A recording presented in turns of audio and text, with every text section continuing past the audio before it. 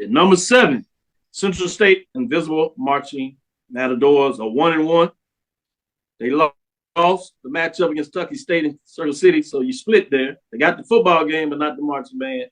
They come out and take it over as they beat Kentucky State, so they're 1-1, number 7. At number 6, Savannah State Powerhouse of the South Marching Band. They still at number 6. They were not ranked, but because some of the other teams, even though they didn't have a matchup, they were able to jump in the top 6. And we'll see what that means next week as you got Kentucky State outside looking in. Number 5, Miles Purple Marching Machine. They went 1-0, 1-0 in conference play, took on Lane, took the band on the road, so they get credit for that. And they got it done, 111 points. They do drop 2 spots. Number 4, Talladega Marching Tornadoes, 1-0. They move up 2 spots, 116. And number 3, you have Virginia State, the Trojan Explosion. They split 1-1. They won a matchup they had in that marching battle of the bands, but then they took it to the chin to Norfolk State. Even though they got the victory on the football side, they couldn't do it at halftime. Pre-game show and 5th quarter, not there. Number 2, Langston Marching Pride, 1-0.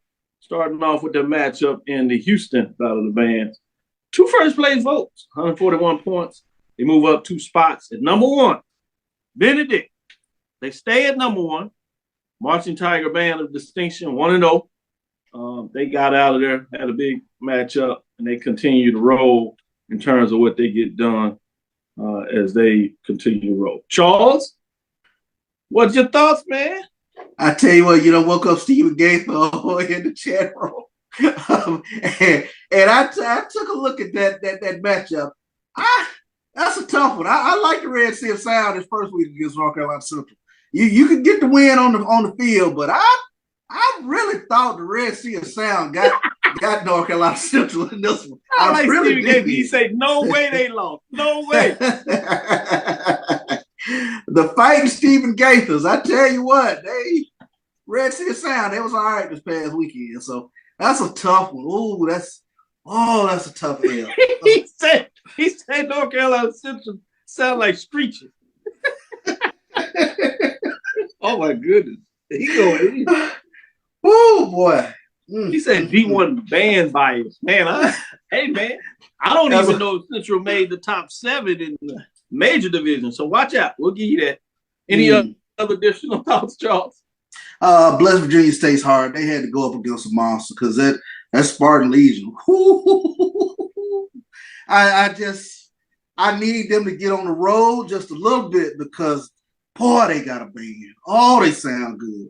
I watched that show at the Battle of the Bands here in Houston. Oh my goodness, they check all the boxes, but they got to get those matchups in. Got to get those matchups in because they check all those boxes. It will be interesting because they'll get a big matchup in a couple of years in the MEAC SWAC Challenge. When they face off in that matchup, they'll get a chance to get some viewers to see that.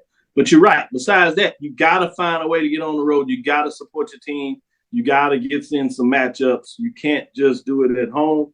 But you never know. It may be enough for the Celebration Bowl to be a finalist. We'll see what that means in terms of what that looks like